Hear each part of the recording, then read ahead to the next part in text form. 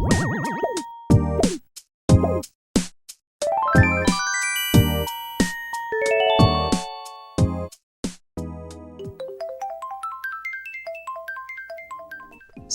it might not seem like it, but I'm quite the fan of Roblox. It's something I played a bit now and then when I was a kid, from the creation of my account in 2012, hopping on every now and then up until 2016, usually playing some poorly built tycoon, obby, or avatar dress-up lobby. Just a lot of single-player stuff, since I hated PvP games at the time, and all my friends preferred Minecraft anyway. Guys, it's not a silly Lego ripoff, there's depth, I swear. I'm assuming we all know what Roblox is here, right? The blocky game with the funny videos online. You can do this, girl.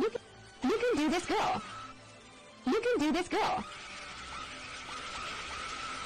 And a slew of controversies every other week, but it's still trucking on and earning more money anyway. It wasn't really until 2020 during lockdown that I picked it back up again properly with some friends, playing games like Piggy, Banana Eats, and all the crappy story games, so just mid-horror stuff. But it was also around this time I started to realize how much you could really style your avatar. Despite how much I love customization and character creation in games, I'm usually really picky of what I'll actually spend my money on.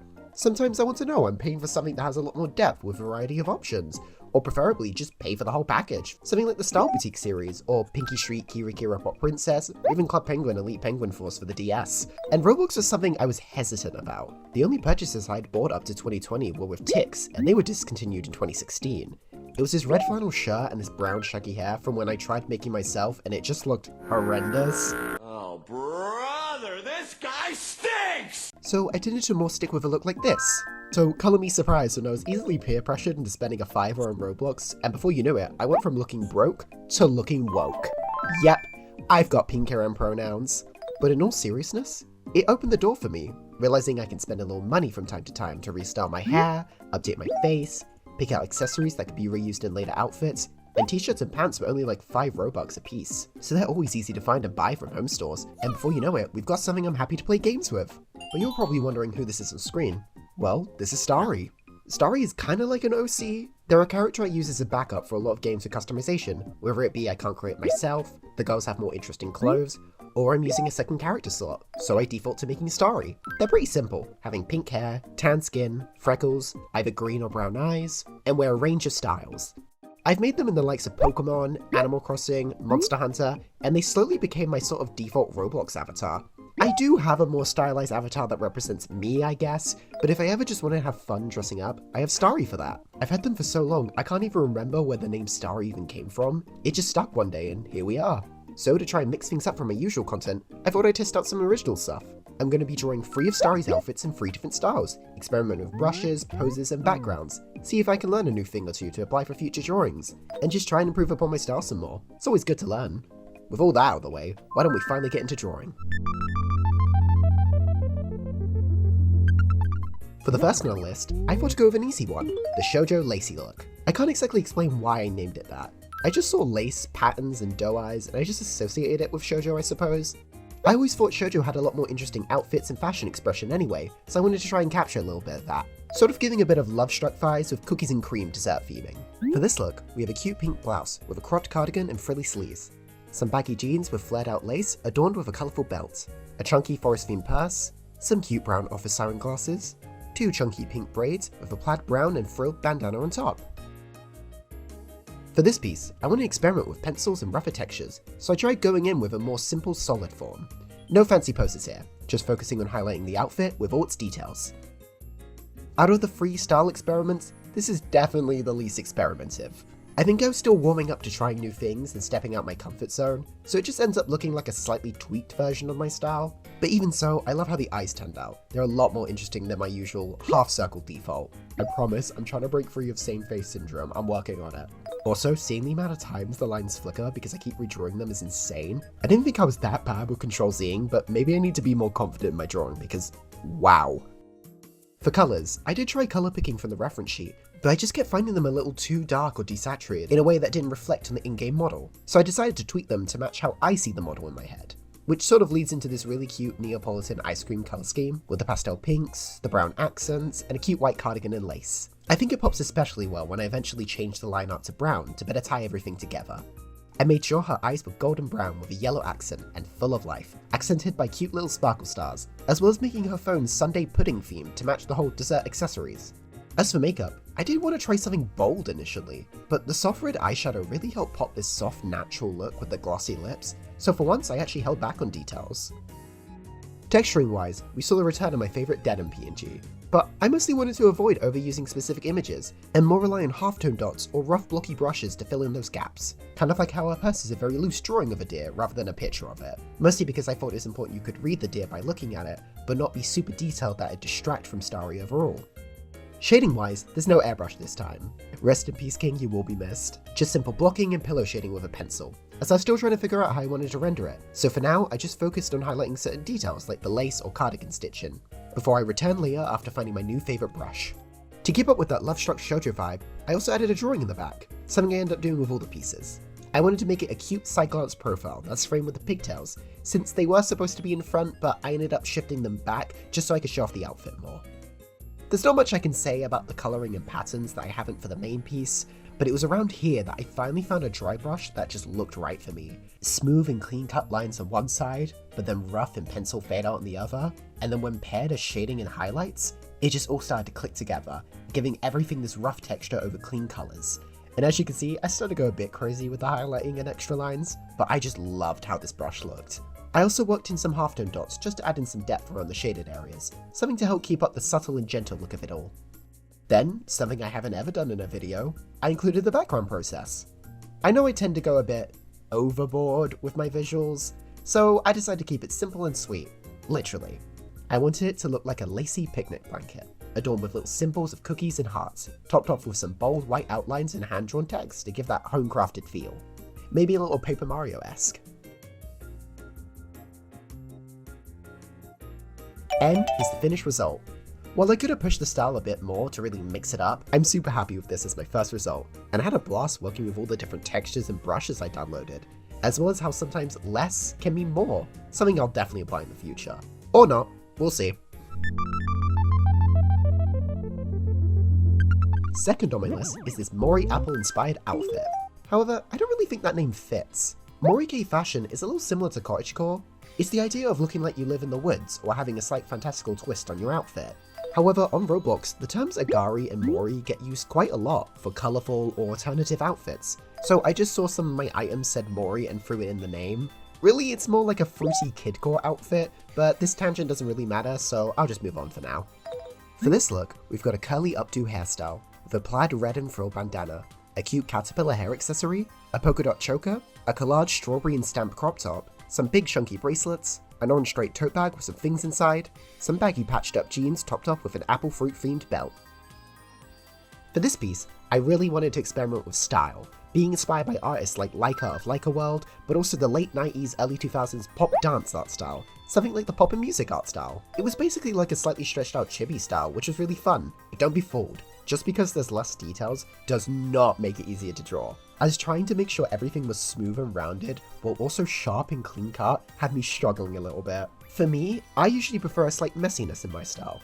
If some lines have gaps or overlap a little, I think it's fine and it adds character, especially because I tend to use pencil or marker brushes to try and imitate that initial sketch I make on paper as closely as possible. So now imagine little old me who loves to cut corners, realizing he can't this time, and that the pictures that look super colourful and easy to imitate are actually a whole new learning curve and out of his ballpark.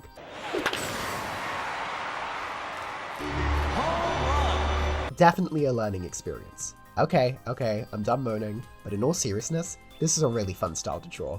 Definitely one of my faves in this whole video. It really reminded me of drawing something in a Sonic Adventure art style, where the pose or action might not make sense, but the motion and weight of the lines really carries the piece and brings it to life. And since there's a lack of shading and highlights, it also meant I got to do my favourite thing in drawing: abuse textures and patterns! So I made sure Starry had a variety of swatches and cutouts on their jeans, and a few marble and snakeskin textures on their bracelets for some extra depth. Background wise, I kept it colourful and vibrant, trying to heavily match one of the reference pics I had up, but also trying to put my own spin on it, of course. But before I could do more details in the background, I had to finish the second pose pic still. For this piece's back pose, I thought to do something simple and ad-like, with Starry listening to music like it's a headphone advert you see in a magazine.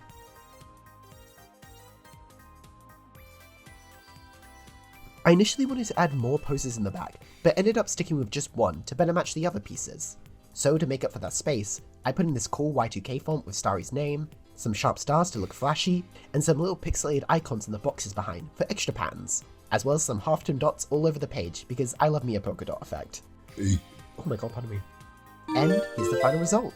This one's my favorite so far, and it made me really happy I was doing all this testing, and it definitely taught me a thing or two to try later, plus just how fun it can be to draw in a different style from time to time.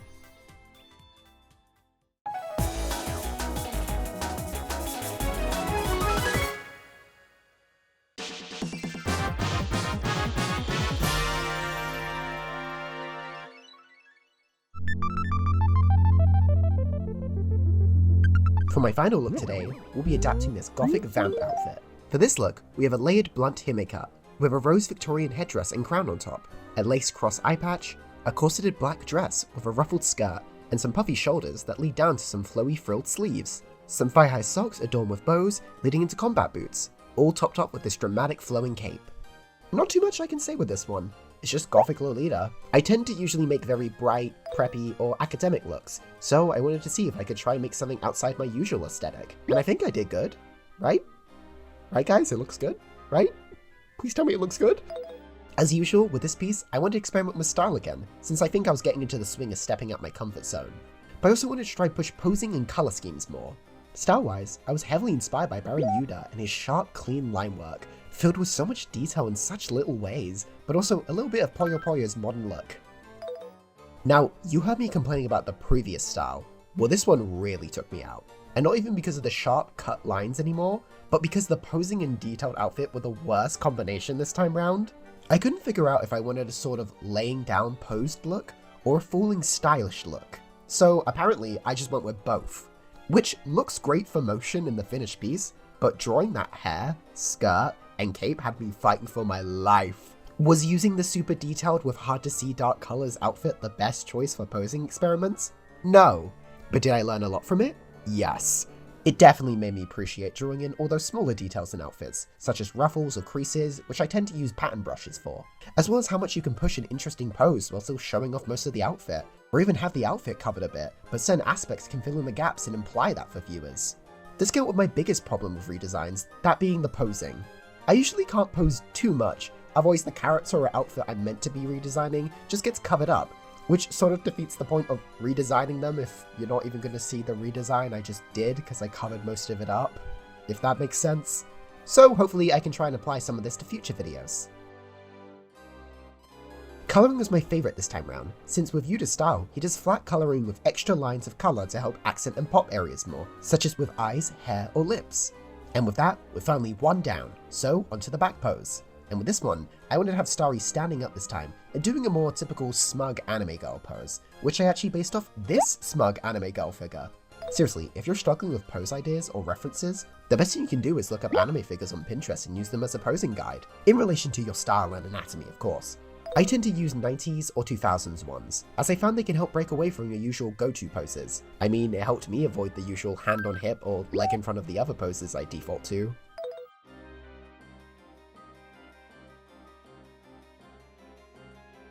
Sorry there isn't too much for me to say here. The way I colour in detail is the exact same as the main pose, so I don't want to sound like a broken record.